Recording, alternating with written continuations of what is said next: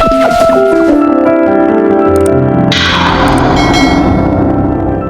Last class में हम articles discuss कर रहे थे, ठीक है। और आर्टिकल्स में हम लोगों ने अपने कौन से रूल को डिस्कस किया था लास्ट में, ठीक है।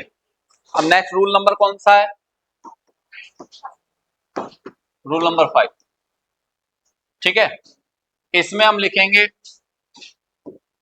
Generally article the is used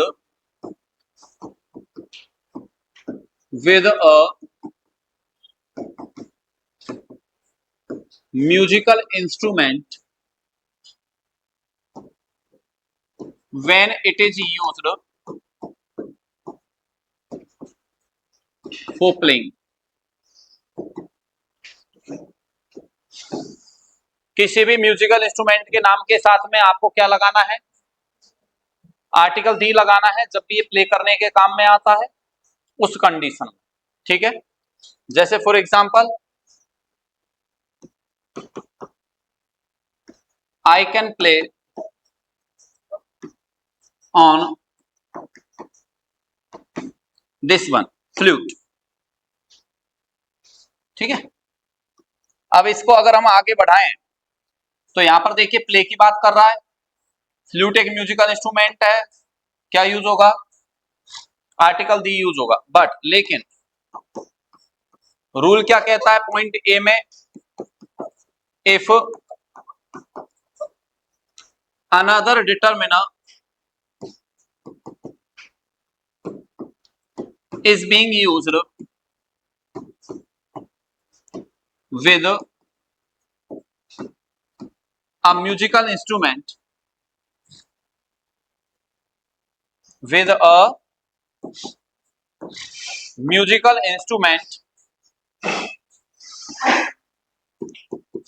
articles cannot be used with it। तो इसके साथ आप आर्टिकल्स का यूज नहीं करोगे। भाई हमने एक रूल पहले भी डिस्कस कर लिया था कि किसी भी वर्ड के साथ या किसी भी नाउन के साथ डिटरमिनर जो होते हैं कितने लग सकते हैं? एक ही लग सकता है, एक से ज्यादा लगते नहीं है। तो इसलिए यहां पर ये एग्जांपल आपका बनेगा कैसे? I can play on my and then flute, ये आपको एग्जांपल दिया। प्ले की बात भी कर रहा है, म्यूजिकल इंस्ट्रूमेंट भी है, लेकिन यहां हमने देखा तो यहां पर आपको एक वर्ड दे दिया, क्या? माई, जो कि एक ऑलरेडी डिटर्मिनर है, पजेसिव डिटर्मिनर, जहां पर कोई आर्टिकल नहीं लगेगा। क्लियर है? पॉइंट बी कहता है if a single unit of a musical instrument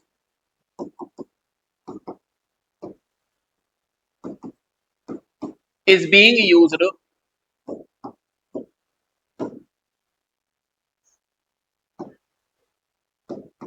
article a or an can be used with it।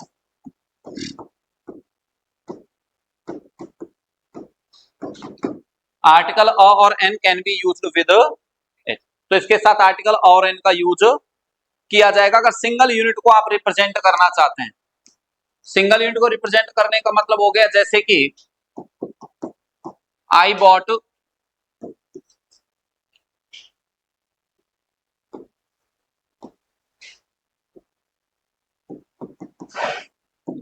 Flute from market, मान लो ये हमने लिखा।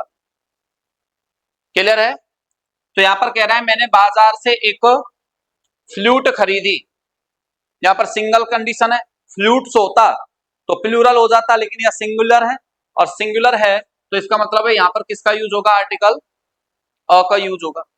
तो सेंटेंस बनेगा I bought a flute from market. ये आपको विशेष ध्यान रखना है। Got it? पॉइंट सी क्या कहता है? If a musical instrument is introduced in a sentence. अगर किसी भी सेंटेंस में किसी म्यूजिकल इंस्ट्रूमेंट को क्या किया जा रहा है, इंट्रोड्यूस किया जा रहा है, यानी उसके बारे में जानकारी आप दे रहे हो कि ये क्या है, किस तरीके से काम करता है, तो उस कंडीशन में आप ध्यान रखिएगा articles can not B used with it, can not B used with it. तो इसके साथ आर्टिकल्स का यूज नहीं करोगे आप इंट्रोडक्शन करने के मामले में। जैसे कि एग्जाम्पल हम देखें,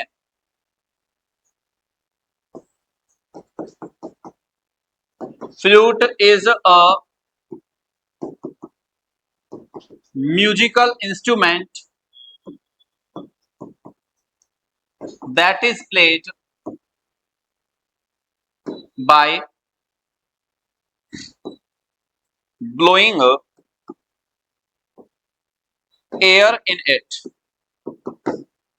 फूंक मारकर जिसे प्ले किया जाता है। तो ऐसे आप उसे पूरा इंट्रोड्यूस करवा रहे हैं कि एक्चुअल में फ्लूट है क्या।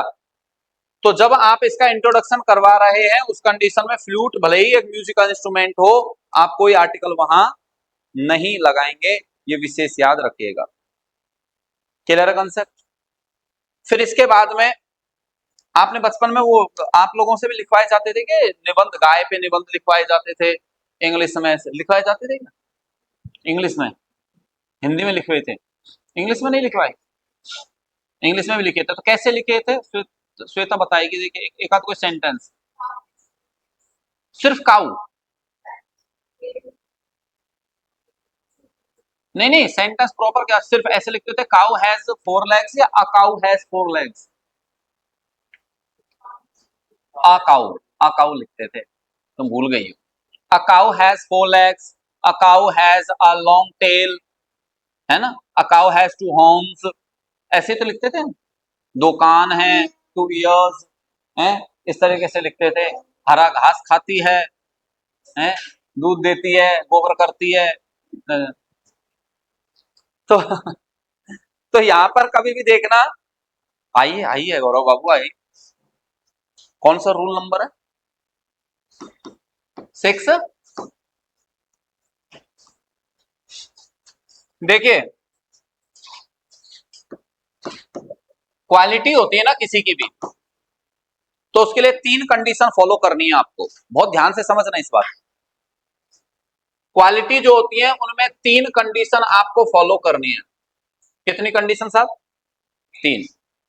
अगर आप मान लीजिए किसी भी नाउन की फिजिकल क्वालिटी रिप्रेजेंट कर रहे हो तो उसके साथ लगाओगे आर्टिकल अ और एन। 4 पैर हैं, पूंछ है, ये फिजिकल क्वालिटी है, आर्टिकल और एन लगेगा। अगर मान लो इंटरनल क्वालिटी है, रिलेटेड टू बिहेवियर, जैसा उसका क्या है बिहेवियर है, और या फिर गिवन टाइटल के साथ में अगर कोई है, किसी को कोई टाइटल दे रखा है आपने, तो उस कंडीशन में आप यूज करोगे किसका, किसका, वृंदा क्या करने में लग रही है तो तमाशे, किसका यूज करेंगे, आर्टिकल दी का। ठीक, अच्छा वो तो आप नोटबुक में वो क्रिकेट खेलते हैं करते हैं, वैसे क्रिकेट और खेलते हैं नोटबुक में ऐसे बच्चे, पता नहीं कैसे खेलते हो, मैंने देखा हमारे बच्चों को देखा वो करते रहते हैं, पता नहीं क्या क्या। हाँ नोटबुक में ऐसे कुछ बना लेते प्लेयर्स वगैरह, फिर उसका पता नहीं कौन कौन से खेल होते हैं, हम नए नए, अब तुम ही जानो, हम क्या जाने, हम तो बूढ़े हो गए। हम तो इसमें चोर सिपाही और ये जरूर खेलते थे, मेरा राज, मेरा सिपाही, मेरा मंत्री कौन है, मैं हूं, चोर पकड़ के लाओ, फिर उनमें से 4 में से एक चोर होता था, उसको पकड़ना था पड़ता था उसको, दोनों में से कौन है, तो ऐसे खेलते थे। तो तुम भाई बहन की ऐसे कर रही हो दोनों ट्विंकल, और ये दोनों मिल के आराम से, सर तो पढ़ाते रहते हैं, इनका तो क्या, इनका रोज का काम है, अपन तो खेल लेते हैं चलो, ऐसे तो नहीं है ना, तो ध्यान दो इधर। इंटरनल क्वालिटी अगर है रिलेटेड टू बिहेवियर, किसी के बिहेवियर से रिलेटेड है, और या फिर आपने कोई टाइटल दे दिया, तो किसका यूज करोगे, आर्टिकल दी का। लेकिन ऐसी क्वालिटी जो क्या है, परमानेंट क्वालिटी है, तो ध्यान रखो नो आर्टिकल, कोई आर्टिकल नहीं लगेगा। अगर परमानेंट है तो जो चेंज नहीं हो सकती, बिहेवियर तो क्या है, चेंज हो सकता है, बिहेवियर तो चेंज भी हो जाता है। जैसे कि एग्जांपल समझना, तो ऐसे तुम्हारे समझ नहीं बैठे। एक तो जैसे अभी एग्जांपल हमने दिया था, cow has 4 legs, tiger is a furious animal,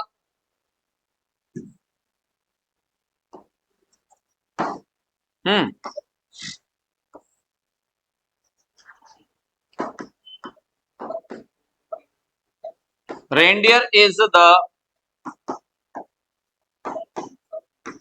native to Norway,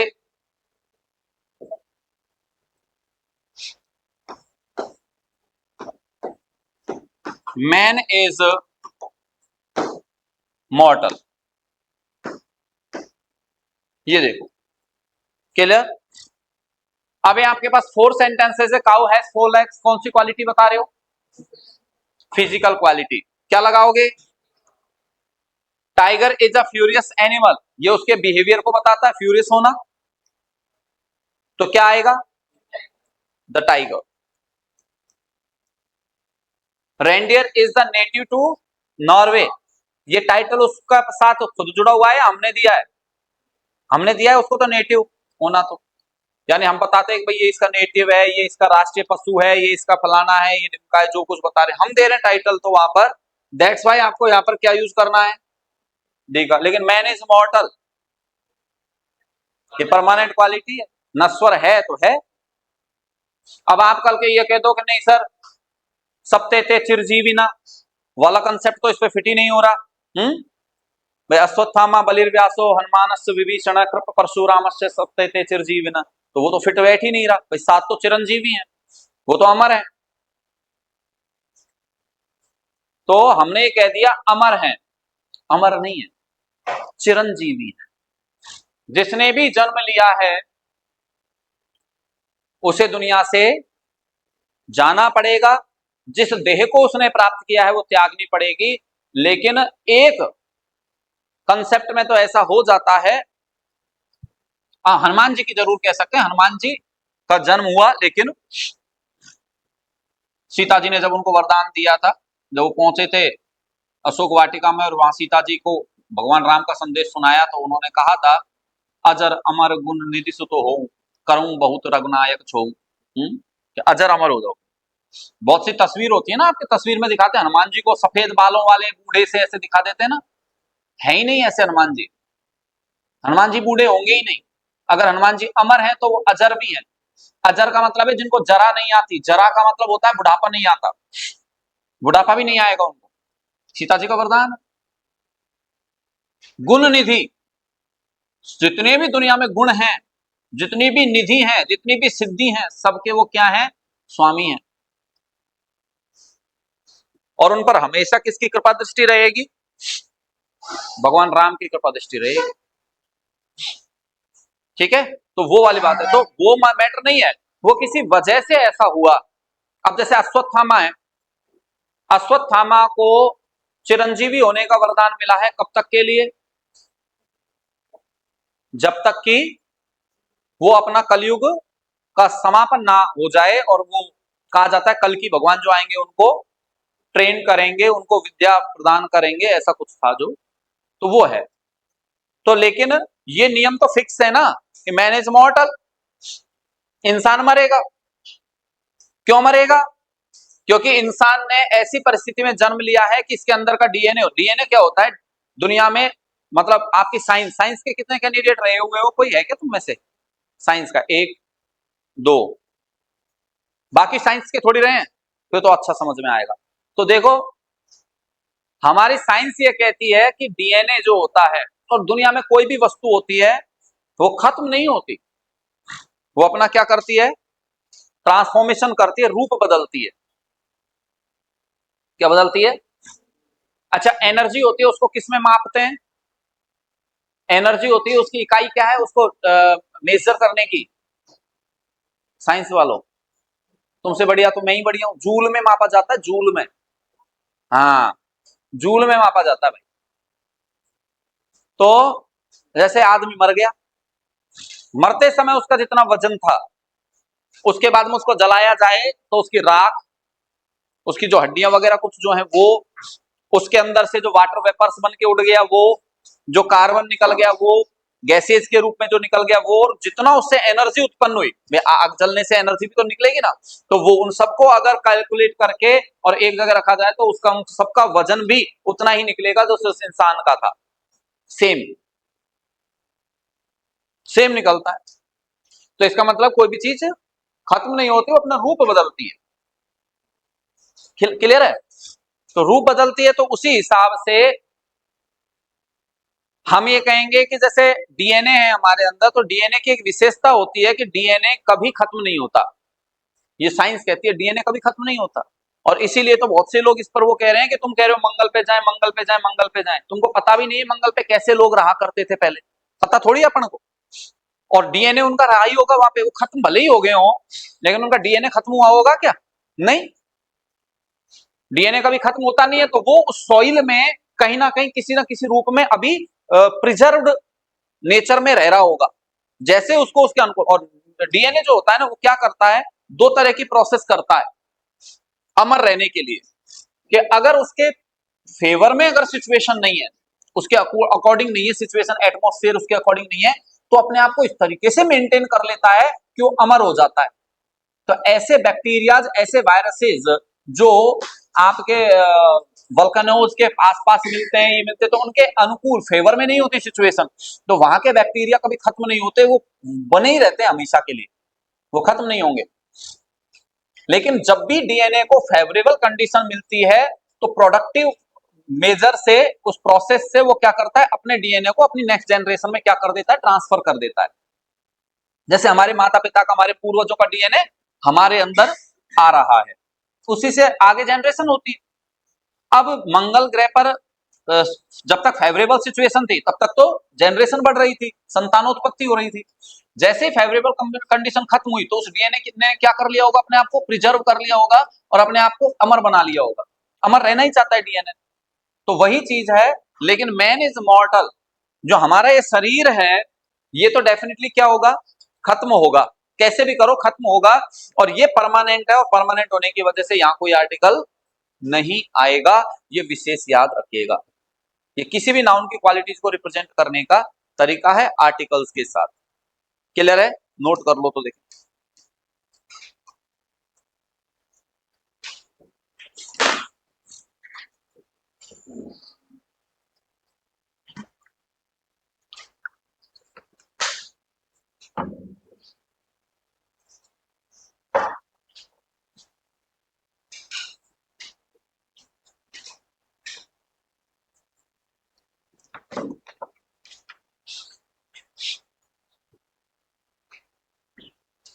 क्या हुआ गर्वित? कैसे, हेडेक वगैरह हो रहा है? नहीं, क्यों, क्या हुआ? हाँ, मौसम चेंज हो रहा है, सब तबीयत का ख्याल रखो, तबीयत खराब मत होने दो बस, और सब कुछ तो देखा जाएगा, तबीयत का विशेष ध्यान। गुनगुना पानी यूज करना स्टार्ट करो अब मॉर्निंग में। कर लेके नोट भाई?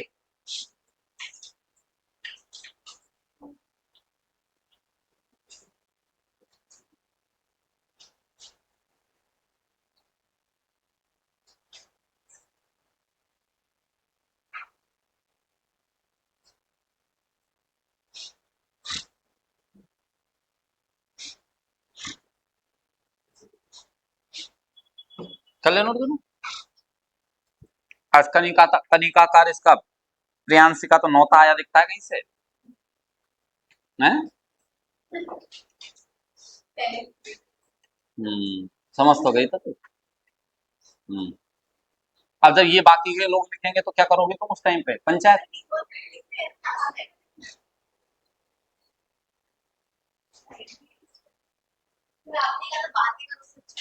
अरे थैंक यू, मेरी बात को इतना फॉलो करते हो तुम, तो लाइफ सुधर जाएगी। हाँ भाई, नोट कर लिया क्या? नहीं, तनिष्क बाबू नोट कर लिया? कोई रह तो नहीं रहा? अर्जन नोट कर लिया था क्या?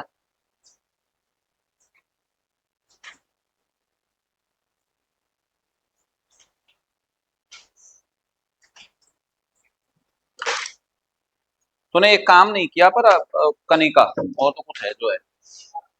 हाँ हाँ, पेन दे। चार चार पेन तो रखते, इसको परमानेंट यही रख। हाँ, और रद्दी पेन दिया है बिल्कुल, देख छांट के। तुम्हारे इसमें से तो और कोई आएगा नहीं, आगे आने थे जो। अर्जन आ गया, गर्वित आ गया। ठीक है।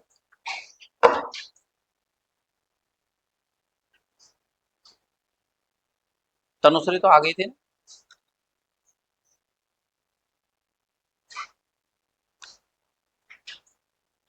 डिम्पल आई है क्या? नहीं। रितिशा, कमलजीत आ गई क्या? आई थी ना? तनु आ गई। रुंझुन नहीं आई। गौरव आ गया। चित्रा,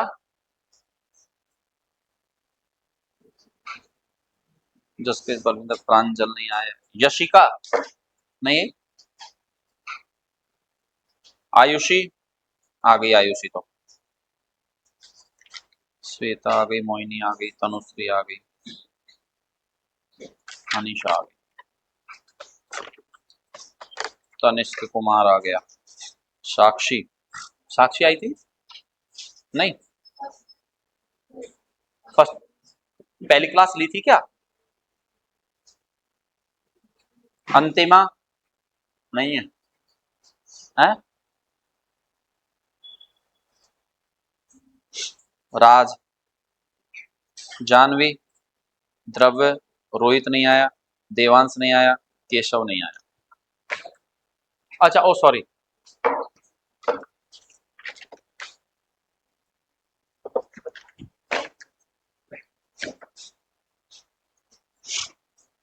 गुरिंदा और ट्विंकल तुम दोनों ही आए हो, तुम्हारे वाले बैच में से और कोई थोड़ी है।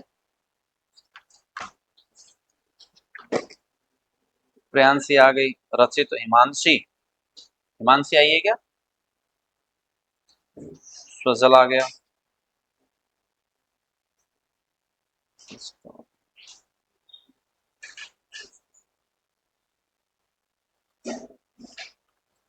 हम्म, क्या नाम है?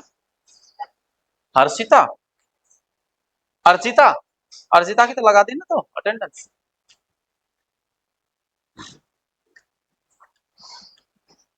हाँ, तो धीरे धीरे नाम जानने लग गया तो तुम्हारे, तो फिर मैं कई बार तो अटेंडेंस, तुम क्या, कई कैंडिडेट ऐसे बोलते हैं जब मैं बोलता हूँ फलाना सिंह, यस, ऐसे बोलते हैं। सर बोलने में जो रहा था जो मैं बुलवाता ही नहीं हूँ।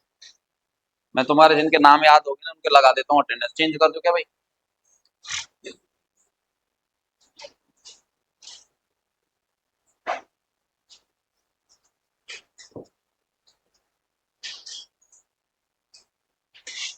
गौरव नोट कर ले।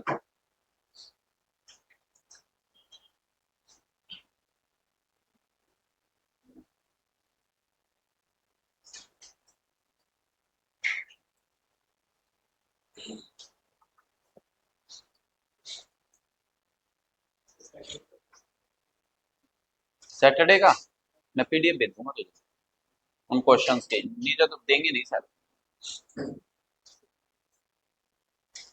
इनमें से किसी के पास हो तो ले लेना ना। तूने दिया था क्या?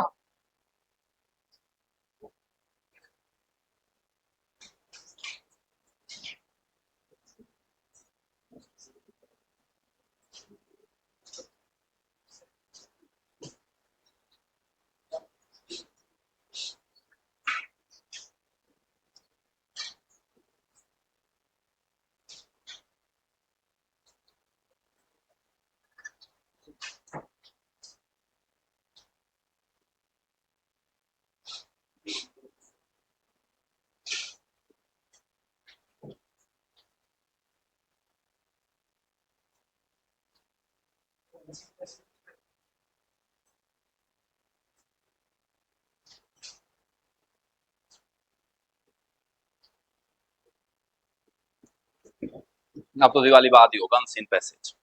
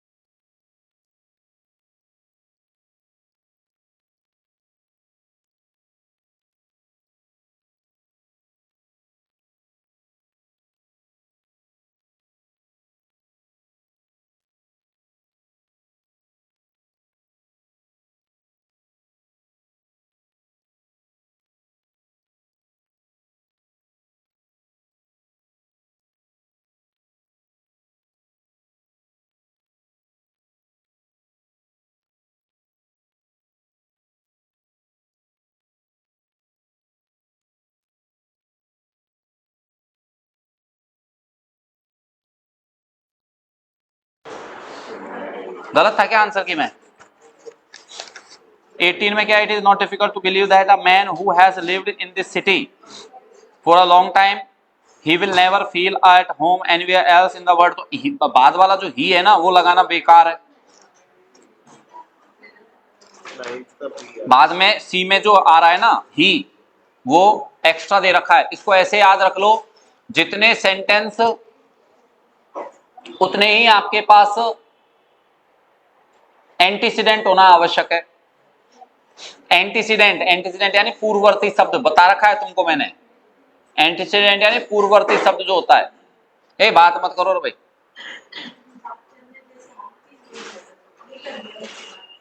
बात मत करो, उसकी हालत नहीं है भाई।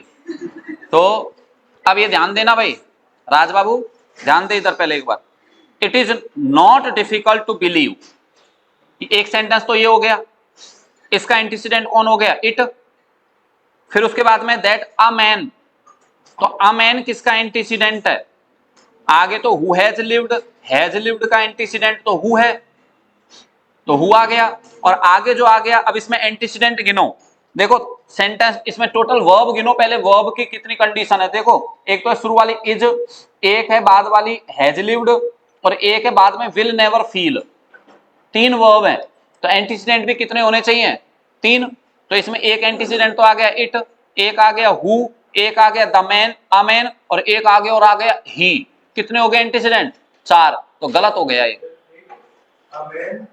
हु और आगे ही आ गया वापस से। तो बाद वाला ही जो है ना वो गलत है, वहां पर एक्स्ट्रा दे रखा है बेवजह। वो सेंटेंस एक्चुअली इस तरीके से तोड़ के बताता हूं थोड़ा। It is not difficult to believe, ठीक है। उसके बाद में a man will never feel at home anywhere else in the world, एक सेंटेंस ये है। तो a man is related to the next verb that is being used after the relative clause. Relative clause के बाद जो use हो रहा है ना वो इसका एंटीसीडेंट है एक्चुअली। क्लियर है? 21 में I am going there will not solve this complicated problem.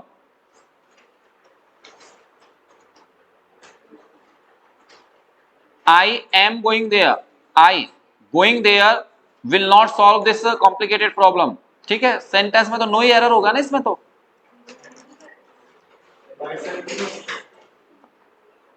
Solve के साथ माई सेल्फ क्यों होगा?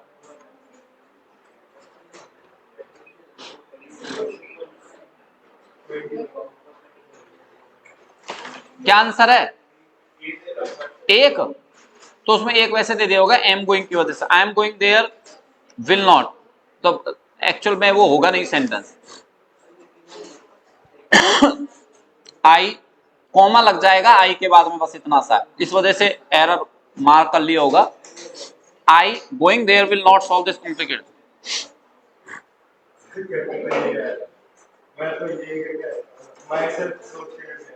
नहीं, आई के बाद कॉमा वाला कंसेप्ट है इसमें।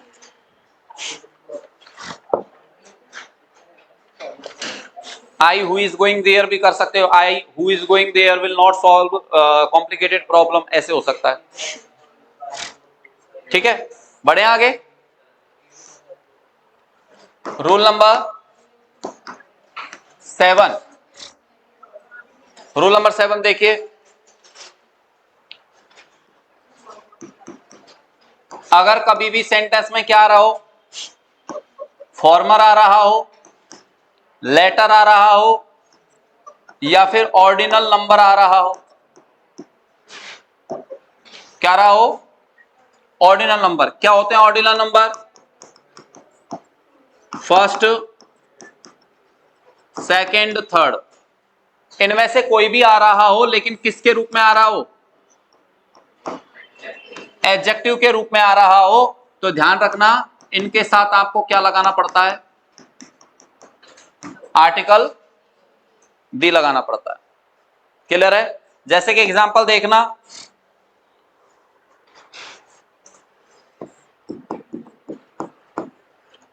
फर्स्ट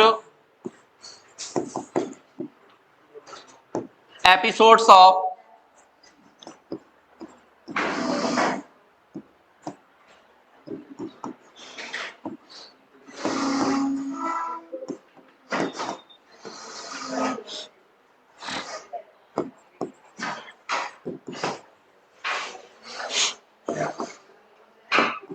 ये देखो रे भाई साहब, ये कह रहा है द फर्स्ट 5 एपिसोड्स ऑफ रहना है तेरे दिल में वर वेरी इंटरेस्टिंग। ये सीरियल का नाम है भाई। ऐसे भी लिख सकते हो फर्स्ट 5 एपिसोड्स ऑफ नागिन 6, वो भी लिख सकते हो। तो यानी यहां पर फर्स्ट वर्ड कौन सा है? ऑर्डिनल नंबर है। किसको क्वालिफाई कर रहा है? क्या लेगा? आर्टिकल दी लेगा। आई हैव, या फिर हम इसको ऐसे कह सकते हैं, I bought 2 books but farmer was very expensive.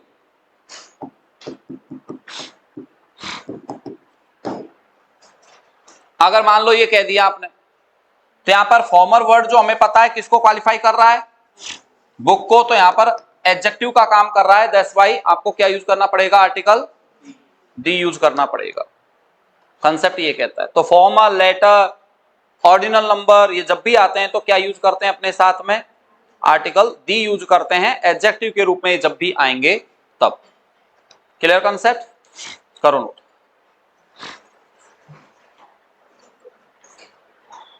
क्या हो गया अनीशा? सिंपल है ना रूल तो। ठीक है भाई, ये आपके आर्टिकल्स के स्पेसिफिक रूल्स हैं जो आपको फॉलो करने हैं। ठीक है, इसके बाद में आप लोगों को डिस्कस करना है डिटर्मिनर्स को। कोई रूल रह तो नहीं गया घर में? कौन सा?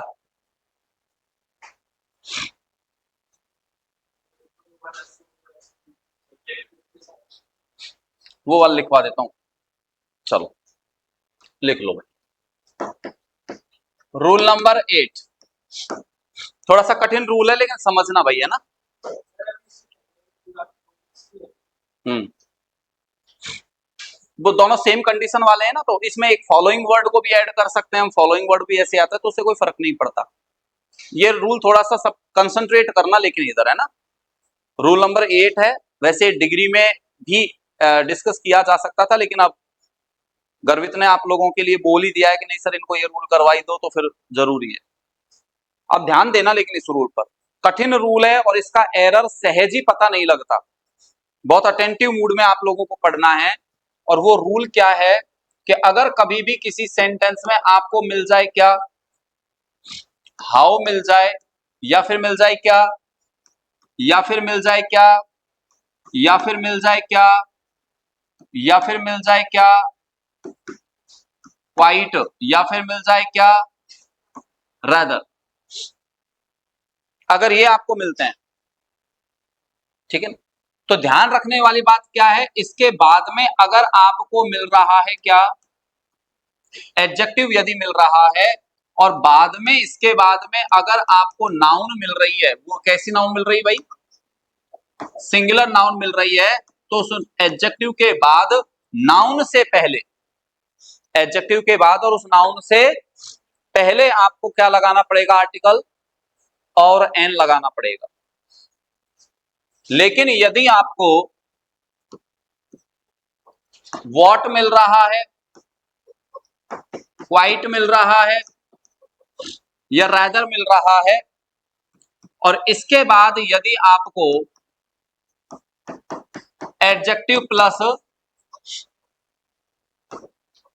सिंगुलर नाउन मिल रही है, अब एडजेक्टिव से पहले ही आपको यूज करना पड़ेगा आर्टिकल और एन का यूज करना होगा। ये रूल कठिन नहीं है, ये वाला नहीं है कठिन, ऊपर वाले हैं कठिन थोड़े से आइडेंटिफाई करने के लिहाज से। तो ध्यान देना यहां पर, जैसे हमने कहा, हम बोलते भी ऐसे ही हैं, how beautiful picture it is, या फिर हम बोले he is so intelligent boy as I wanted to meet. मान लो ये दो सेंटेंस आ गए आपके पास और आपको इनमें फिल करना है, मान लीजिए करेक्शन करना है इनमें, और करेक्शन करने से अब आपने देखा क्या आया, हाउ आ गया, इसके बाद क्या आ गया, एडजेक्टिव के बाद नाउन कैसी आ गई। तो यहां पर ये गलत हो गया, यहां आपको करना होगा क्या, अ पिक्चर करना पड़ेगा और सेंटेंस हो जाएगा how beautiful a picture it is. A picture, इस तरीके से स्ट्रेस डालकर बोलना पड़ेगा, जो हम सहजी बोलते नहीं है।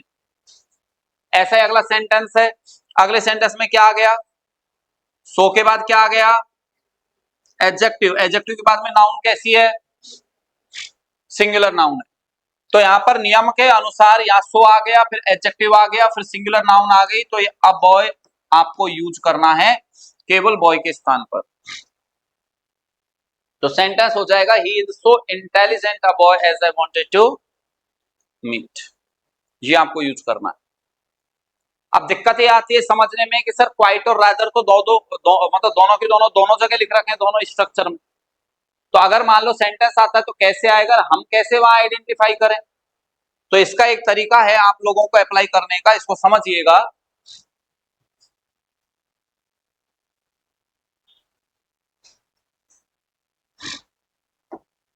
मान लो हमने एक सेंटेंस लिखा, he is quite a different player in our team, और अगर आ जाए he is quite different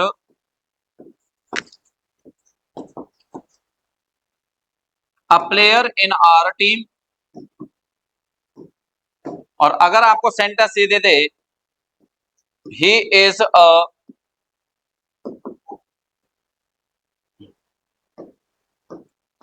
quite different player in our, ये तीन सेंटेंस आपको दिए गए और तीनों सेंटेंसेस के लिए आपसे कहा गया कि बताओ कैसे, कौन सा सेंटेंस सही है कौन सा गलत है। लास्ट में नो एरर भी आता है ऑप्शन में। यहां हमने देखा क्या आया, क्वाइट के बाद क्या आ गया, एडजेक्टिव, और उसके बाद में नाउन कैसी है। तो उस परिस्थिति में क्या एडजेक्टिव से पहले आर्टिकल और लगाया जा सकता है, क्या लगाया जा सकता है, क्यों, क्योंकि यहां पर हमने देख लिखा ही है। तो इसका मतलब ये सेंटेंस सही है। अगले में क्या आया, क्वाइट आया, इसके बाद क्या आया, एडजेक्टिव के बाद में नाउन कैसी। तो क्या इस स्ट्रक्चर में जब क्वाइट आ रहा हो, उसके बाद एडजेक्टिव आ रहा हो, फिर सिंगुलर नाउन आ रही हो, तो क्या नाउन से पहले आर्टिकल और लगाया जा सकता है, लगाया जा सकता है। तो इसका मतलब सही है।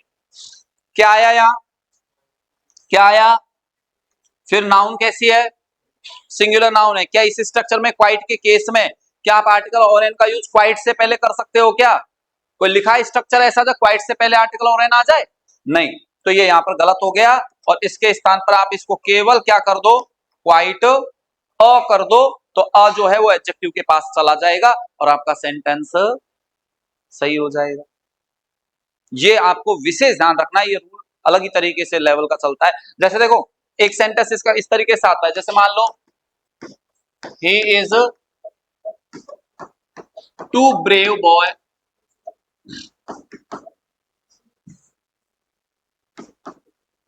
To handle this situation.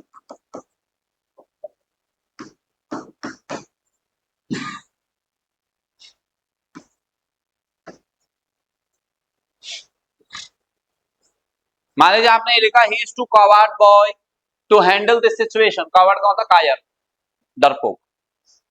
अब यहां पर सेंटेंस पढ़ने में बहुत अच्छा लग रहा है ना, he is too coward boy to handle this situation, जबकि रियलिटी क्या है, क्या आ गया, फिर क्या आ गया, फिर उसके बाद नाउन। और ऐसी सिचुएशन जब होती है तो जरा देख के मुझे बताओ किसके साथ आता है, नाउन के साथ। आपको क्या लगाना है, आर्टिकल और एन लगाना है। तो ये बॉय गलत होगा, क्या करना पड़ेगा, अबॉय करना पड़ेगा। ये विशेष ध्यान रखना आपको, ठीक है, करो नोट।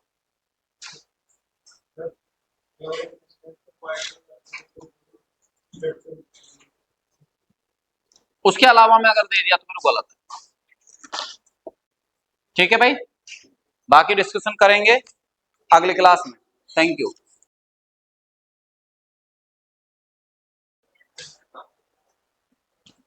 Good morning everyone. हाँ जी, लास्ट क्लास में हम अपने आर्टिकल टॉपिक को कंप्लीट कर चुके थे ना, और आज जो हम डिस्कस करेंगे वो है हमारा इंडेफिनिट डिटर्मिनर।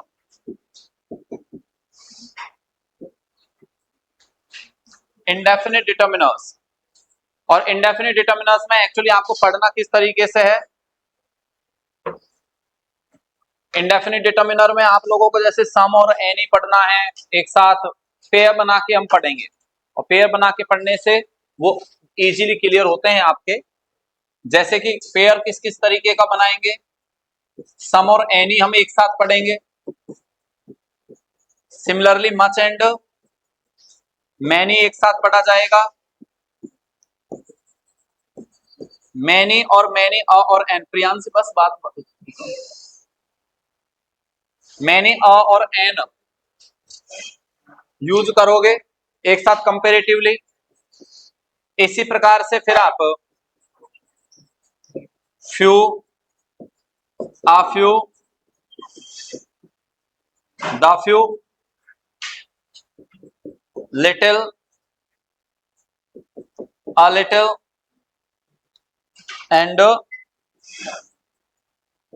द लिटिल एक साथ पढ़ोगे, ठीक है। इसी टाइप से आप लोगों को सेवरल,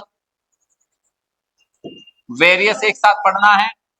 इसी के साथ में आप लोगों को डिस्कस करना है plenty of, a lot of, a good number of, a great number of, enough, ठीक है। ये ऐसे वर्ड्स आपको डिस्कस करने हैं। इसके बाद में आप लोगों को सम, आ फ्यू और आ लिटिल में डिफरेंस क्या होता है ये भी क्लियर करना है साथ के साथ।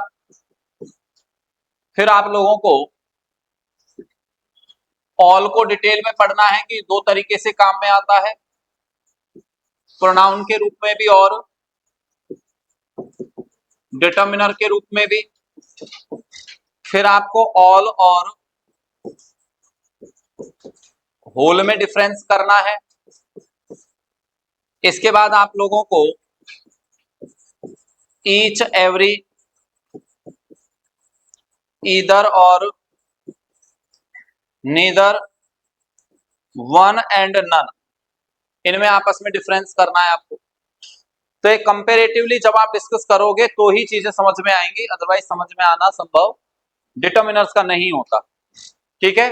इसी केस में जैसे कि आप एक डिस्कशन करोगे किसका, बोथ का डिस्कशन करोगे, उसके साथ कंपैरिजन करने के लिए आप यूज करोगे किसका, ईदर और नीदर का, क्योंकि तीनों के तीनों दो के केस में यूज किए जाते हैं जब भी दो यूनिट की हम बात करते हैं, राइट। तो इस तरीके के वर्ड्स जो हैं वो आप लोगों को क्लियर करने, तो एक बार तो इनको ऐसा करो, नोट कर लो यहां से, जैसे पता रहे कि पढ़ना क्या है हमें। इंडेफिनिट डिटर्मिनर हेडिंग डालो।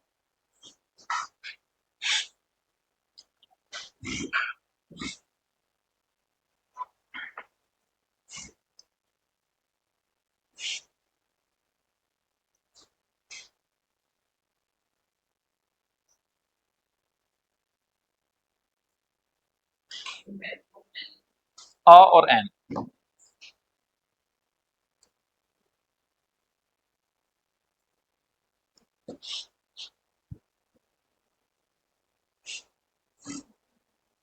लो साहब, अब ठीक है। हटा दो।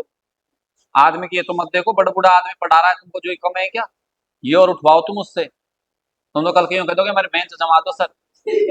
हाँ, ये मोहिनी ने हद कर रखी है भाई, उम्र का भी तो लिहाज नहीं करती थोड़ा बहुत। तेरे तेरे अनुसार तो नहीं, तेरे अनुसार तो मैं अभी पैदा ही हुआ हूँ बस।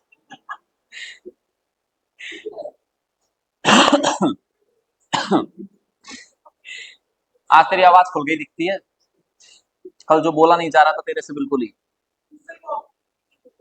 ओ बहुत बहुत।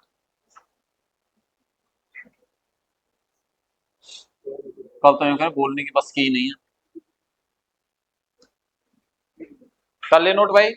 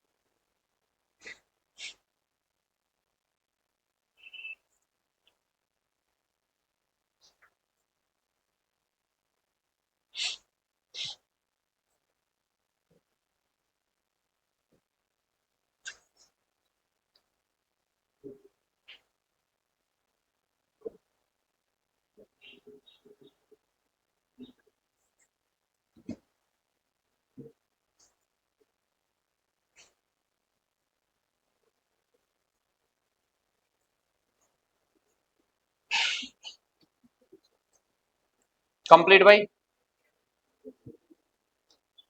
ये देखो, जादू, बिल्कुल गिरेगा नहीं पेन। रिंग पहनने से इसका क्या मतलब है? अच्छा, मैंने कब का चांदी की है? मैंने कब का चांदी की है? अच्छा, ये देख, तुम कर सकते हो ऐसा जादू? अच्छा, कर लिया क्या नोट भाई? सजल।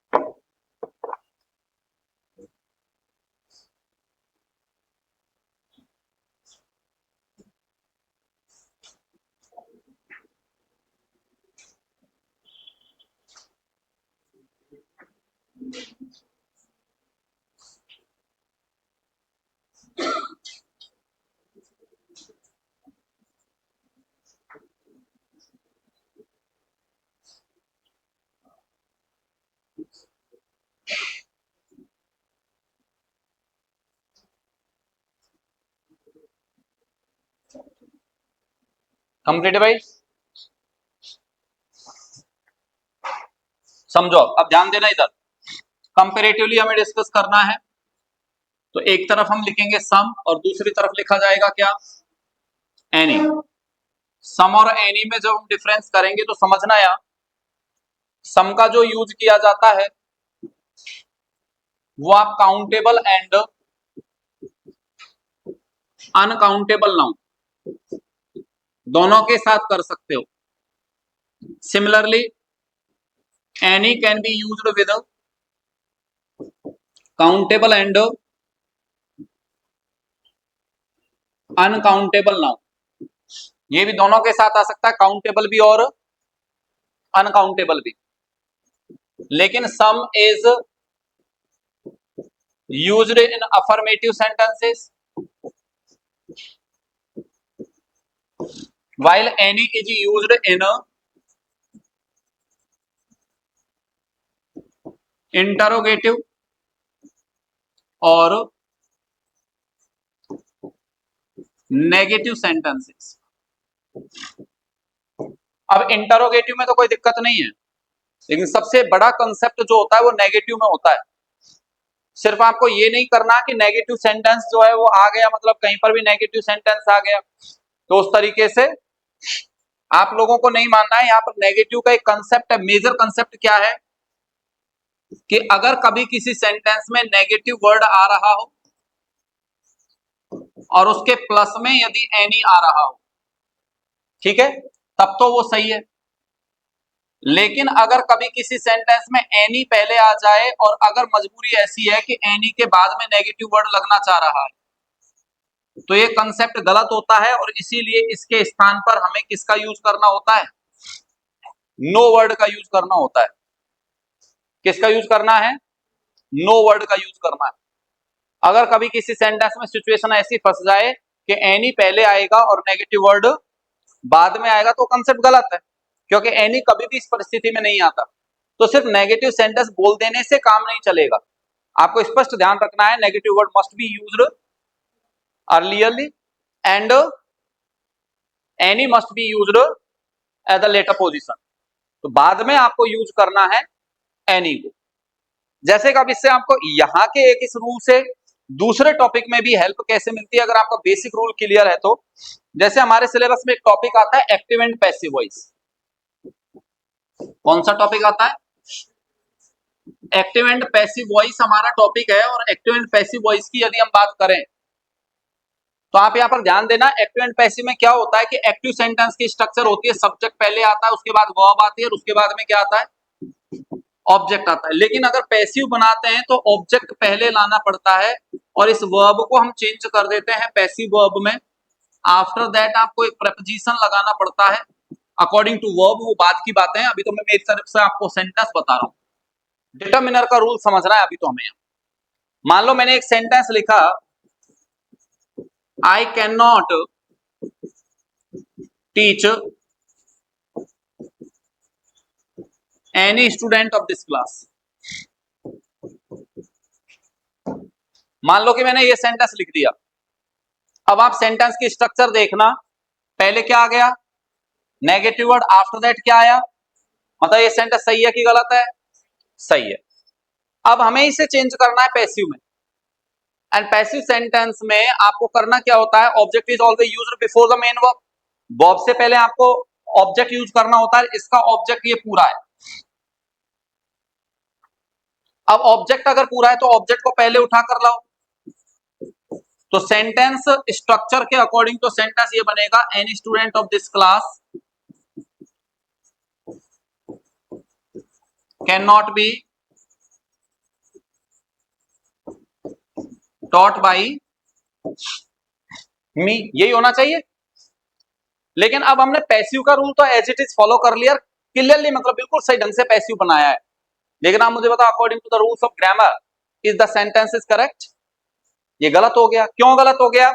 एनी पहले आ गया और नेगेटिव वर्ड, और मैंने कहा कि आपके सामने कोई सिचुएशन ऐसी फंस जाए कि एनी पहले ही आना चाह रहा है और नेगेटिव वर्ड बाद में आना चाह रहा है, तो वो गलत तो है।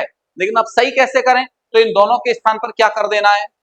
नो कर देना है।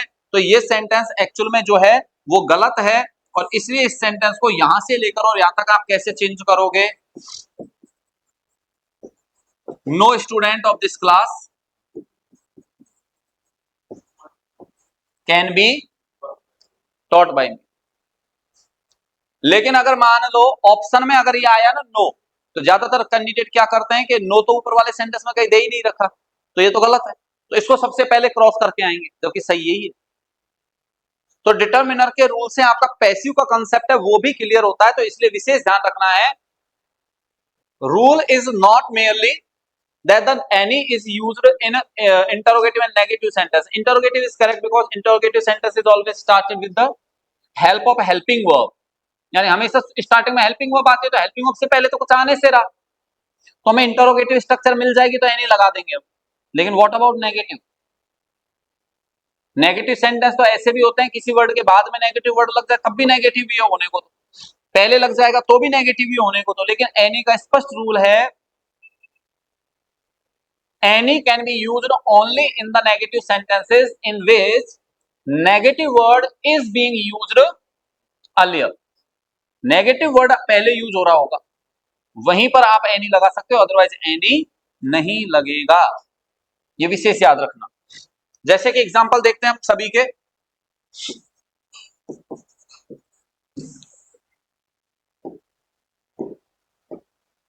जैसे हमने एग्जांपल देखा, he gave me some books, या फिर he gave me some money, did you see any boy on this road? And he did not give me any water.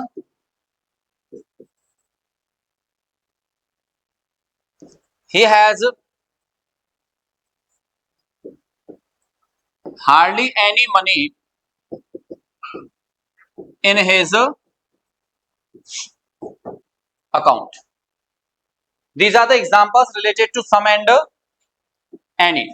The first sentence, he gave me some books. We are using the word some with the word books. Books कौन सी noun है? Countable है। Sentence कैसा है? Affirmative है, और affirmative sentence में countable noun के साथ सम आ सकता है कि नहीं आ सकता? आ सकता है। Sentence is correct. He gave me some money. Sentence is affirmative and some is being used with the word money, that is uncountable noun. Money कैसी होती है? अनकाउंटेबल। क्लियर है? हाँ राज बोल, क्या बोल रहा है? अरे नहीं, मनी अनकाउंटेबल कैसे हुई, ये तो पूछना चाह रहा है तू। आ गया कैसे, बोल क्या आया? कॉमन नाउन है ये? नहीं है। और कॉमन नाउन जो नहीं है वो फिर काउंटेबल में कलेक्टिव है, तो कौन सी नाउन है मनी? मटेरियल है। और मटेरियल नाउन किस में जाती है? अनकाउंट। बोलो। और रुपी काउंटेबल में। गुड। क्यों? तो यहां पर सम का यूज हो रहा है मनी के साथ, दैट इज अनकाउंटेबल नाउन, और अनकाउंटेबल नाउन के साथ अफर्मेटिव में सेंटेंस में सम आ जाता है, कोई दिक्कत नहीं है, sentence is correct. The next sentence is we are using interrogative sentence because the sentence is being started with the help of a helping verb. Helping verb से शुरू हो रहा है, राइट? किससे शुरू हो रहा है? और हेल्पिंग वर्ब से जो बनता है वो क्या होता है? इंटरोगेटिव में आप हेल्पिंग वर्ब स्टार्टिंग में आ गई तो आप यूज कर सकते हो एनी का, कोई दिक्कत नहीं है, sentence is correct. He did not give me any water. Not पहले आ रहा है, एनी ऐसा होना तो सही है, कोई दिक्कत नहीं। अगला सेंटेंस सही है कि गलत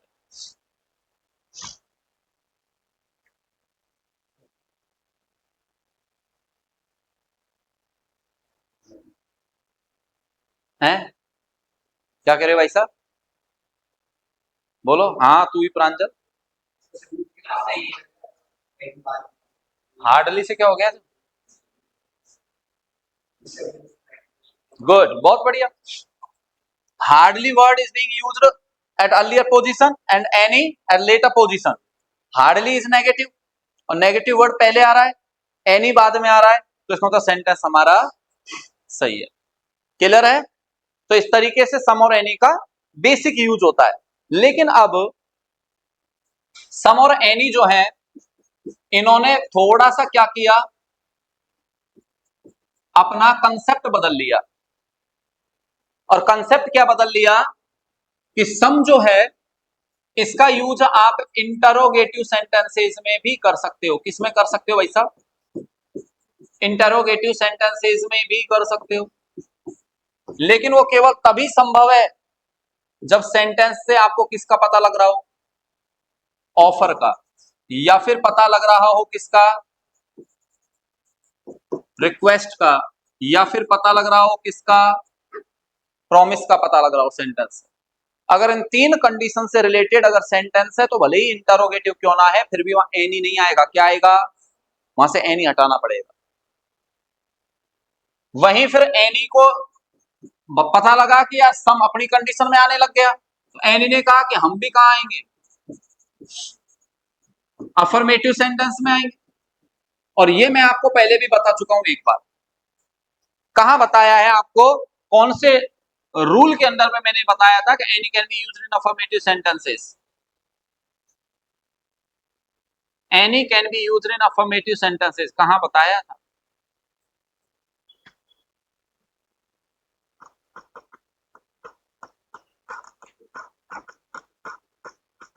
ध्रुव, कहां बताया था भाई?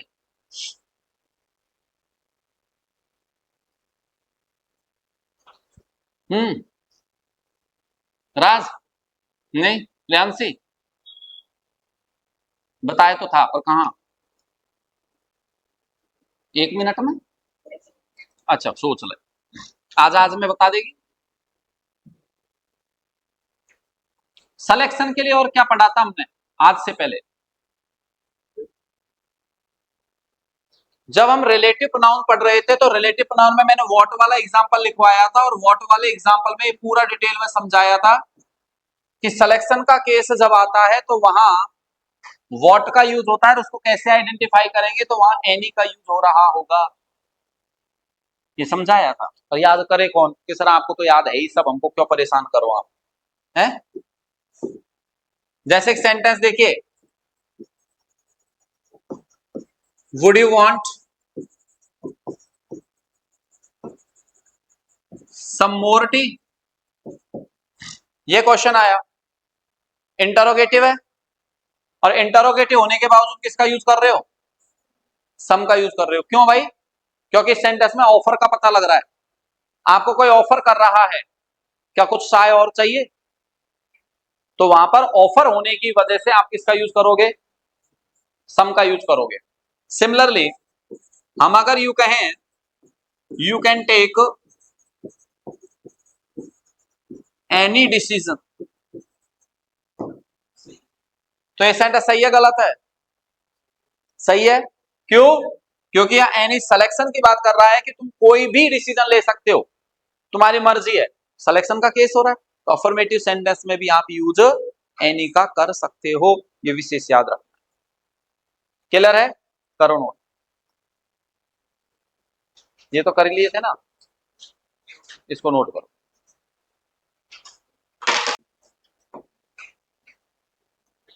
नेक्स्ट वन इज, ध्यान दीजिएगा, अगला जो पेयर होगा वो किसका होगा? मच एंड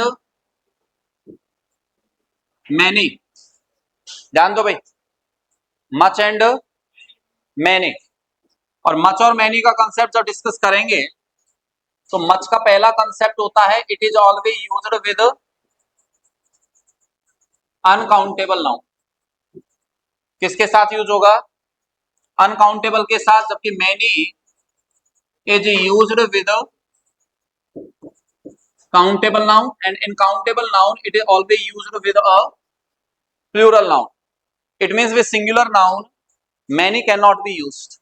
सिंगुलर के साथ में many यूज नहीं होगा, फिर सिंगुलर के साथ में हम दूसरा एक कंसेप्ट लाएंगे आगे बढ़कर। तो मच और many का यूज होगा, much is always used with uncountable and many used with countable, and in countable it is always used with plural noun. ये सिर्फ किसके साथ आता है? प्लूरल के साथ आता है। ये आपको विशेष याद रखना है। Got it? इसके बाद में रूल चलता है next, much and many both are used in interrogative और नेगेटिव सेंटेंसेस। अब मैं कॉमन रूप से लिख रहा हूं दोनों को, है ना, इसके नीचे कॉमन लिख लेंगे, दोनों में डिफरेंस और कुछ नहीं है। काउंटेबल अनकाउंटेबल नाउन का डिफरेंस है, बाकी रूल सेम होते हैं इसके। ठीक है? तो इंटरोगेटिव और नेगेटिव सेंटेंसेस में इसका यूज होता है, ये विशेष याद रखना है। जैसे फॉर एग्जांपल हम देखें, मैंने एक सेंटेंस लिखा, he has studied many books, या फिर हमने कहा he has used much money in this project। मान लो ये दो सेंटेंस हमने लिखे और आपसे पूछा गया कि बताइए दोनों सेंटेंस सही है या गलत है। तो यहां पर आप मैनी का यूज कर रहे हो किसके साथ? प्लूरल के साथ यूज कर रहे हो।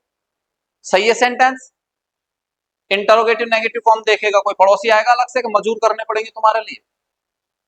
सेंटेंस इंटरोगेटिव नेगेटिव है, अफर्मेटिव है, कैसा है? और अफर्मेटिव में मच मैनी यूज डायरेक्ट इस तरीके से नहीं करते। So at the place of many you have to use a lot of. क्या यूज करना पड़ेगा? अ लॉट ऑफ यूज करना पड़ेगा। Similarly in next sentence he has used much money in this project. This sentence is also affirmative. So at the place of much you have to use a lot of. A lot of का use करना होगा। लेकिन यदि हमें sentence कुछ इस प्रकार से दे दिया जाए,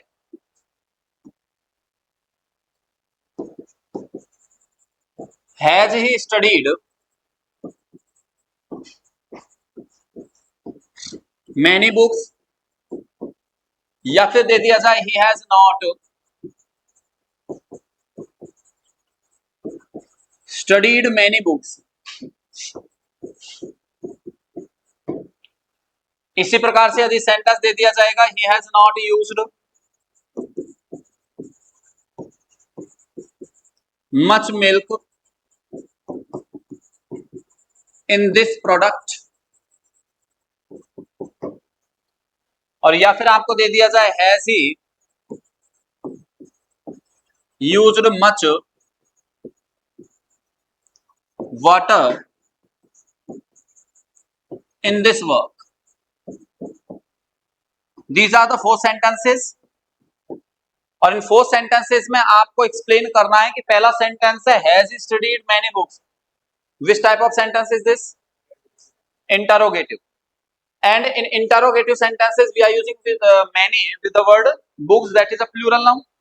It means sentence is correct. Next sentence is negative and we are using similar concept with similar noun. many का यूज हो रहा है books plural के साथ। sentence is also correct। ये भी सेंटेंस सही है। इंटरोगेटिव और नेगेटिव देखना है आपको कुल मिलाकर। अगले सेंटेंस में देखो कैसा सेंटेंस है भाई स्वजल, ये नेगेटिव है। नेगेटिव है और नेगेटिव सेंटेंस में मच का यूज हो रहा है मिल्क यानी अनकाउंटेबल नाउन के साथ। सेंटेंस सही है गलत है? सही है। अगला सेंटेंस कैसा है दीपक? इंटरोगेटिव है, हैज से शुरू हो रहा है, प्रश्नवाचक है, इंटरोगेटिव है, और इंटरोगेटिव सेंटेंस में मच का यूज कर रहे हैं किसके साथ? अनकाउंटेबल के साथ। It sentence is also correct. Clear यहां तक का कंसेप्ट? अब बात आती है कि इन दोनों का यूज जो होता है अफर्मेटिव सेंटेंस में भी किया जाता है, लेकिन वो उसी कंडीशन में जब इनका यूज एज सब्जेक्टिव किया जाएगा। एज सब्जेक्टिव का मतलब है बिफोर द वर्ब, जो मेन कंसेप्ट था अपना। हालांकि सब्जेक्टिव की डेफिनेशन मैंने और डिटेल में लिखवा रखी है आपको। जब सब्जेक्टिव और ऑब्जेक्टिव प्रोनाउन हमने पढ़ा था तो उसमें पूर्ण रूप में डिटेल में लिखवाई थी वो सारी चीजें। तो अफर्मेटिव में आ तो जाता है, लेकिन उसके लिए कंडीशन है कि इनको किस में आना पड़ेगा? सब्जेक्टिव फॉर्म में आना पड़ेगा। फॉर एग्जाम्पल अगर मैं ये लिख दूं many students are playing there, sentence is correct और incorrect? Sentence is correct. Sentence is affirmative. और अफर्मेटिव में मैनी का यूज जो हो रहा है वो वर्ब से सब्जेक्ट के साथ हो रहा है, और सब्जेक्ट के साथ यूज होने पर आप उसे बिल्कुल सही मानोगे। क्लियर है कंसेप्ट? तो ये मच और मैनी का यूज है। वैसे तो इंटरोगेटिव नेगेटिव में होता है, but in affirmative sentence much and many both can be used, but only when these words are used with subjective form, यानी सब्जेक्टिव फॉर्म के साथ और सब्जेक्टिव फॉर्म के रूप में जब यूज हो रहे होंगे तभी अफर्मेटिव में आ सकते हैं, अदरवाइज अफर्मेटिव में नहीं आ सकते। ये विशेष याद रखना है। Got it? ये विशेष याद रखो। चलो तो करो नोट, देखिए इसको कहां से नोट करोगे, यहीं से ना करो। अगला कंसेप्ट होगा मैनी और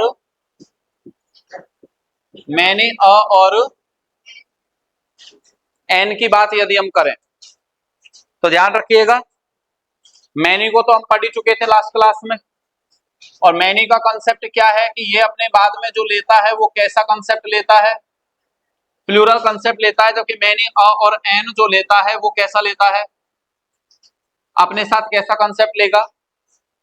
इसमें ज्यादा कुछ ऐसा पढ़ने का विषय इसलिए नहीं है क्योंकि मैनी के बाद में और एन लग रहा है, और हमने पहले ही पढ़ लिया है कि और एन तो किसके साथ आते हैं, सिंगुलर के साथ में।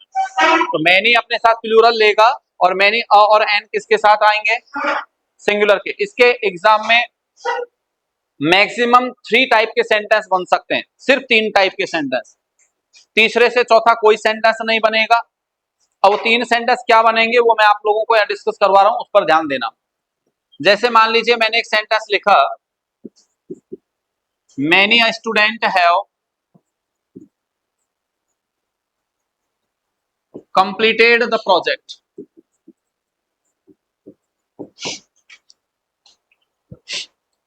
Many a student have completed the project. Next हमने लिखा many a students has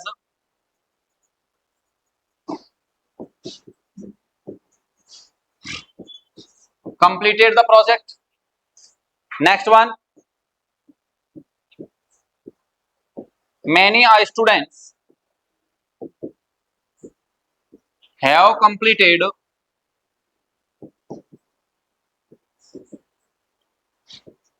the project. ठीक है, ये 3 सेंटेंस हैं आपके पास।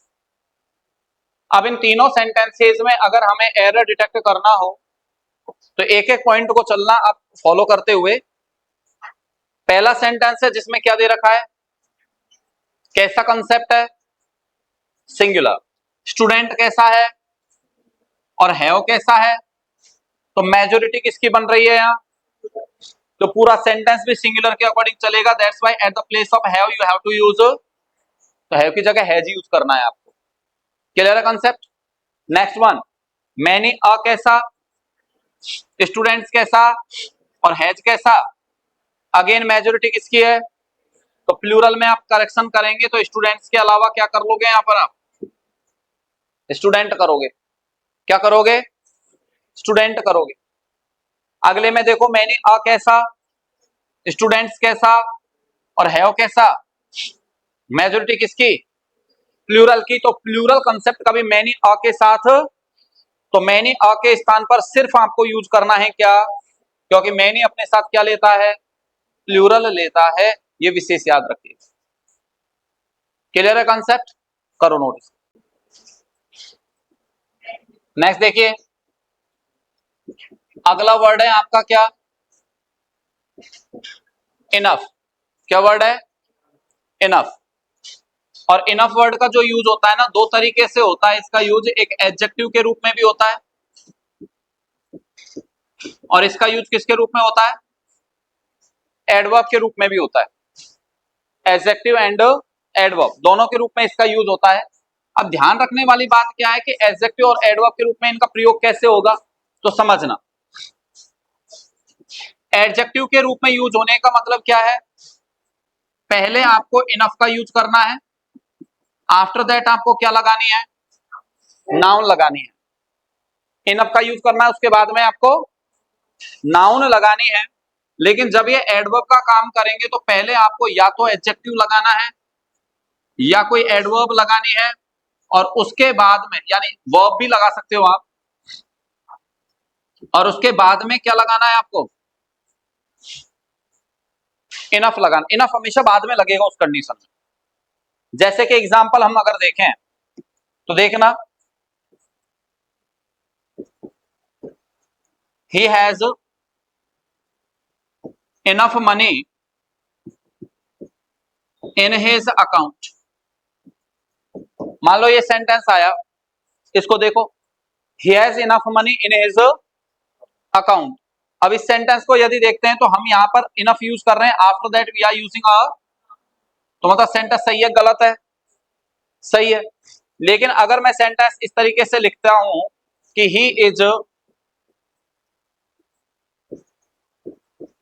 Enough rich to buy this car, तो ये सेंटेंस सही है गलत है? या इनफ पहले आ गया और उसके बाद में रिच आ रहा है जो कि है एक, और इनफ कभी भी एडजेक्टिव से पहले नहीं आता, कहां आता है? बाद में आता है। तो बाद में आता है तो यही गलत हो गया। यहां पर क्या यूज करोगे आप? रिच इनफ का यूज करोगे। क्लियर है? करो नोट। देखिए कौन सा वाला एडवर्ब वाला ही तो है कि एडवर्ब के केस में जब भी ये यूज होता है तो इनफ बाद में और एडजेक्टिव एडवर्ब वर्ब में से कोई भी जो आएगा वो पहले। यहां पर ये एडवर्ब का काम कर रहा है, दैट्स व्हाई एडजेक्टिव पहले आ रहा है। कर ली नोट भाई? ये तुम्हारी बात के क्या गुण गुण गुण गुण गुण गुण क्या बात करने में लगे रहते हो तुम? हे नहीं लिख रहा है तो बात क्यों कर रहा है? तुझे अलग से पीले चावल देने पड़ेंगे क्या नौता देने के लिए? तो फिर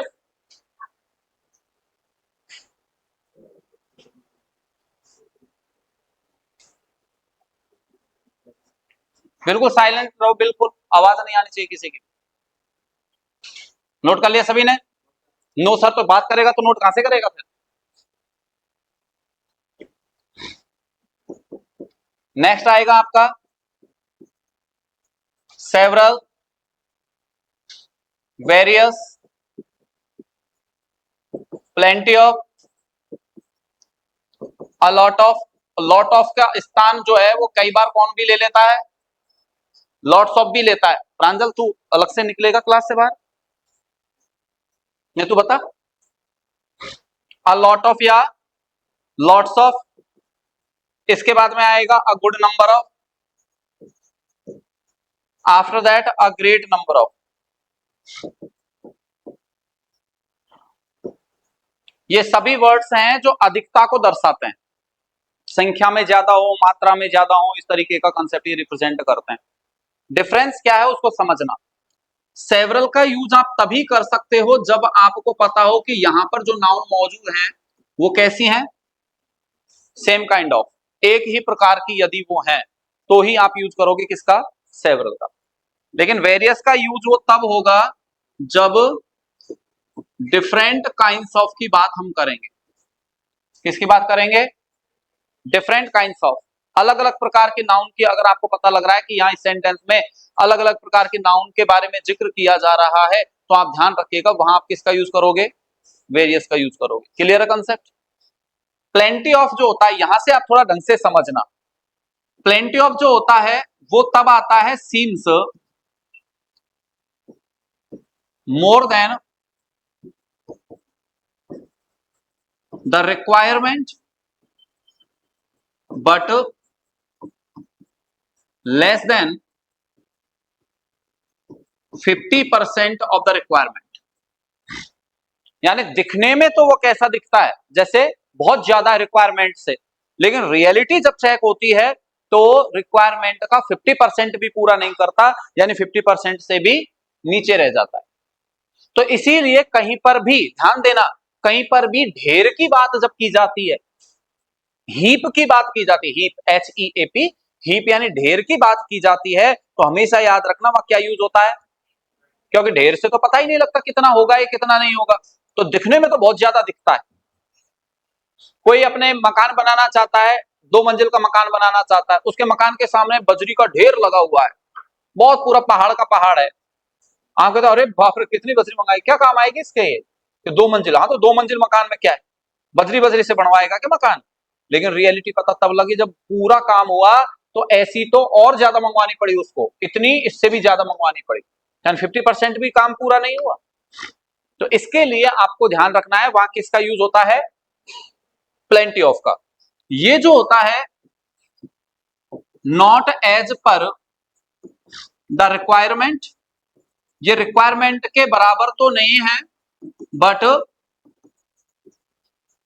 मोर देन 50%। ये जितनी रिक्वायरमेंट है उतना तो नहीं है, लेकिन 50% से ज्यादा है। इसी के साथ आप है ना मेंशन अगर करना चाहें तो एक और वर्ड मेंशन कर सकते हैं, जैसे मैं आपको बता देता हूं एक बार, एक और वर्ड मेंशन कर लो तो और समझ में आ जाएगा बेटर तरीके से। इनफ, इनफ अभी पढ़ तो लिया है हमने खैर, लेकिन उसकी मतलब जो कैटेगरी है वो कहां से डिसाइड होती है, कब यूज होता है, उसके लिए बता रहा हूं मैं। इनफ जो होता है ये भी नॉट एज पर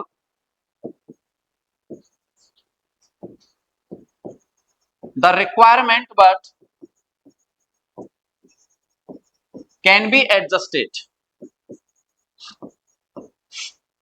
यानी कैन बी एडजस्टेड, तो यानी क्या किया जा सकता है, एडजस्ट किया जा सकता है। जैसे तीन मित्र हैं, रहते हैं एक जगह रहते हैं, तीनों ने अपने लिए चार चार रोटी बनाई, 12 रोटी बनी। अचानक से उनका एक मित्र आ गया मिलने के लिए, उसको कहा भाई रोटी खा ले। अब वो 12 रोटी हैं, उनको उसने क्या कर दिया, चार हिस्सों में बांट दिया, चार की जगह हर एक के हिस्से में कितनी आई। तो क्या व्यक्ति तीन में एडजस्ट नहीं कर सकता, चार खाने वाला कर सकता है, एक रोटी का तो एडजस्ट कर सकता है। तो इसको कहा जाता है, वो कोई कहेगा को और ले लेगा, नहीं नहीं नहीं, इनफ है मेरे लिए। तो इनफ कब होता है, पूर्ण रूपेण 100% नहीं है, वो काम चलाया जा सकता है, थोड़ी कमी तो रह गई लेकिन काम चलाया जा सकता है, राइट। जबकि गुड नंबर ऑफ क्या होता है, एज पर द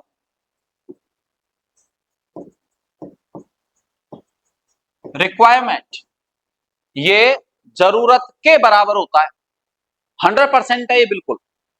जबकि ये क्या है, मोर देन द रिक्वायरमेंट,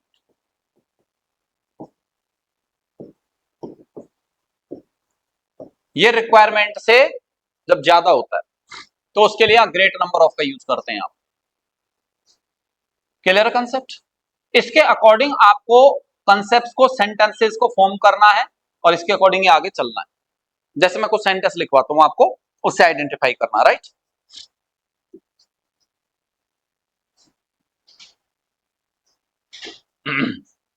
जैसे कि there are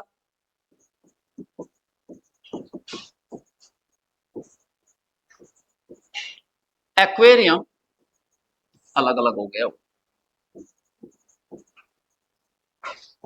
aquarium and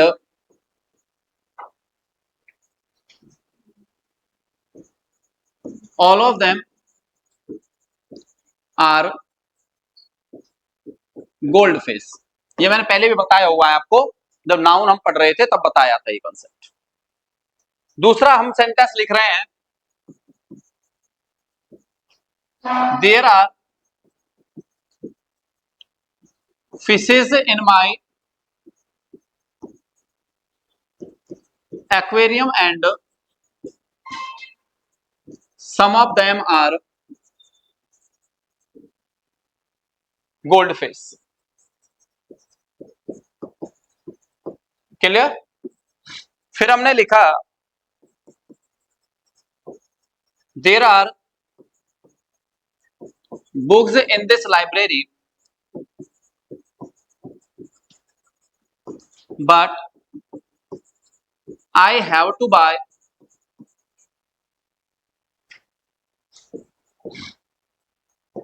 a lot from market। There are books in this library, so I have to buy only a few from market। There are books in this library,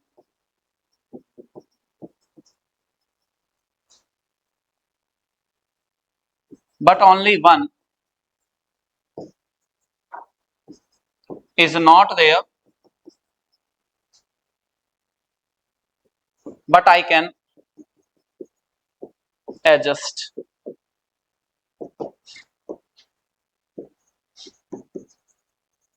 There are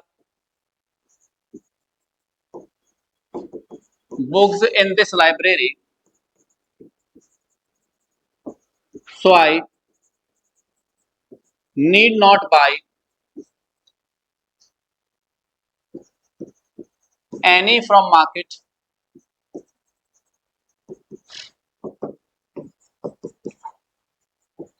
There are books in this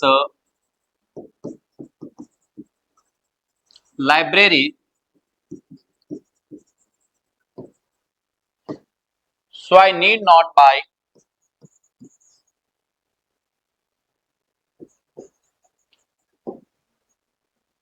from market, and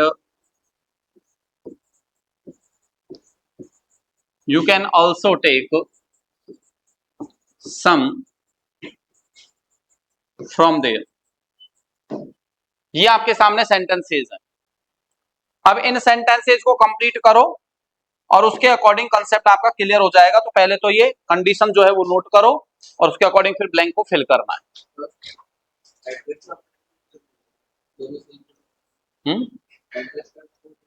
manage तो किसी चीज की व्यवस्था करना होता है और adjust करना होता है, कॉम्प्रोमाइज करना टाइप का जो।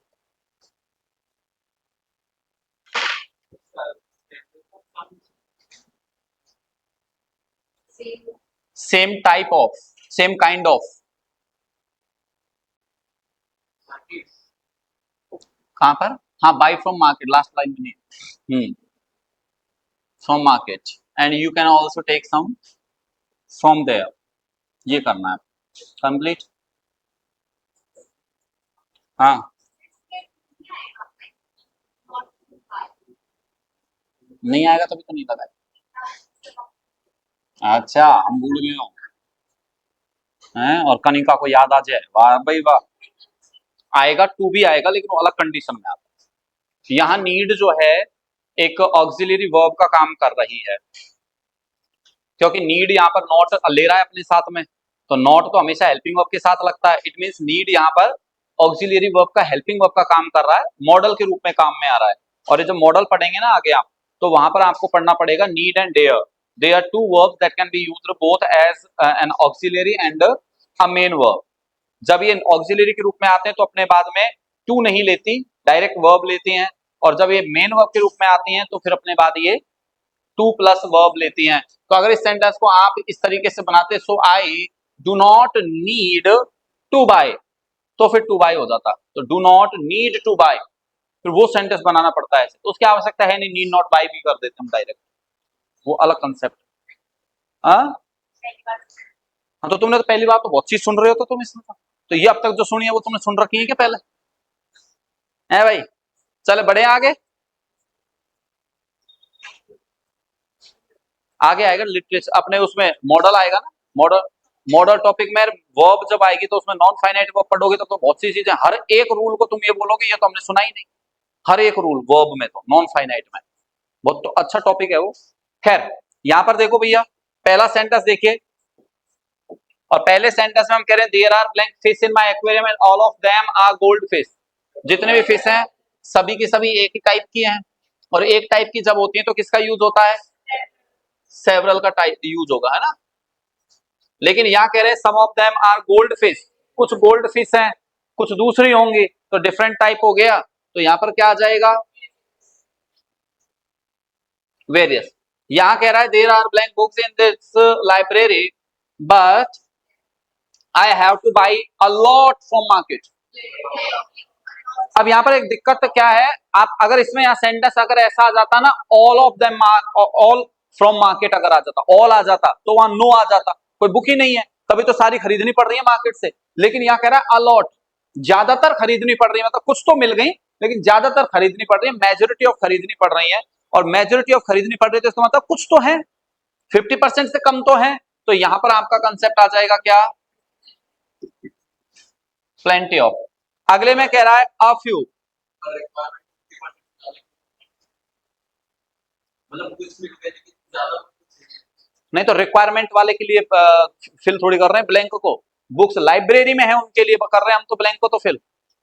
जरूरत तो तुमको ज्यादा है तो लाइब्रेरी में कितनी है, 50% से ज्यादा है 50% से कम, क्यों भाई? ये है ना बेटा, तुम्हारा ध्यान किधर है, ब्लैंक तो इधर है, हैं?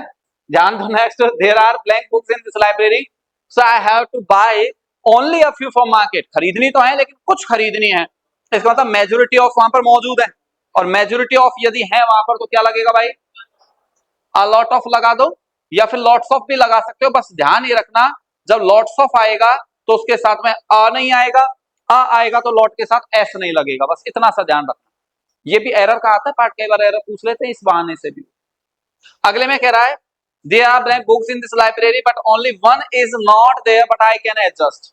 एडजस्ट कर सकता है तो इनफ आ जाएगा, जहां पर भी एडजस्ट कर सकते हैं तो इनफ आता है।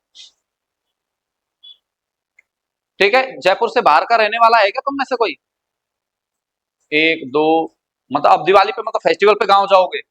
अच्छा, फिर काहे के बाहर, फिर तो सेंटेंस नहीं बन पाएगा। जैसे अपन कहीं सफर कर रहे हो बस में, और दो की सीट बैठी पर बैठे हो या तीन की सीट पर अपना नंबर आए, तो वहां पर होता है ना कई बार भीड़ रहती है, तो एक को चौथा व्यक्ति क्या कहता है, भैया थोड़ा सा एडजस्ट कर लो। तो एडजस्ट करने में हम थोड़े थोड़े कह सकते, थोड़ी सी जगह निकली तो हम कहते हैं भैया और नहीं नहीं इनफ है, तो इनफ का मतलब एडजस्ट कर सकते हैं, तो वहां यूज होता है। ठीक है, ध्यान दो। नेक्स्ट में हो गया ना यहाँ तक कंप्लीट। अगला देखो, there are blank books in this library so I need not buy any from market. नहीं खरीदनी है कुछ भी, तो जितनी जरूरत है उतना ही है, और जितनी जरूरत है उतना है तो फिर क्या आ जाएगा, गुड या ग्रेट। और अगले में मतलब जरूरत से ज्यादा है तो तुम और खरीद ले सकते हो आपसे भैया।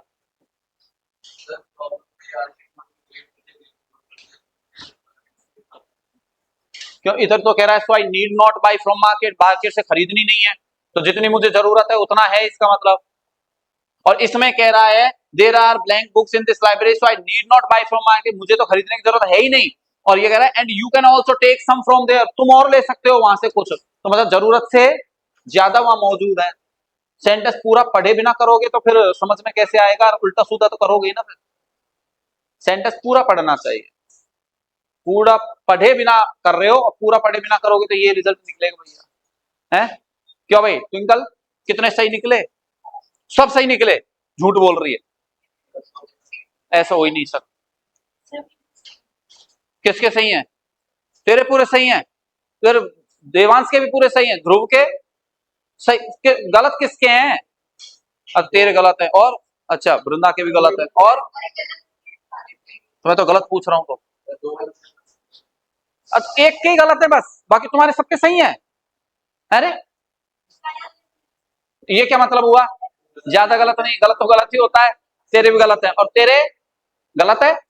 ठीक है, और किसके गलत है, ईमानदारी साथ खड़े करो। अच्छा, केशव के भी गलत है, सोशल के भी गलत है, बाकी सबके सही है तुम्हारे। गजब कर दी तुमने भाई, एक गलत है। वाह भाई वाह। दीपक सब सही है, तो हाथ तो खड़ा नहीं कर रहा तू, है तेरी। और तीन में से एक गलत निकल गया, मतलब सब में से तो ज्यादा निकलते हैं ना। चलो अब समझ में आ गया कि तुम तो ये बताओ, गलत होना कोई बड़ी बात नहीं है, समझ में आ गई ये इंपॉर्टेंट है, आगे कि नहीं आए समझ में भाई, पक्का?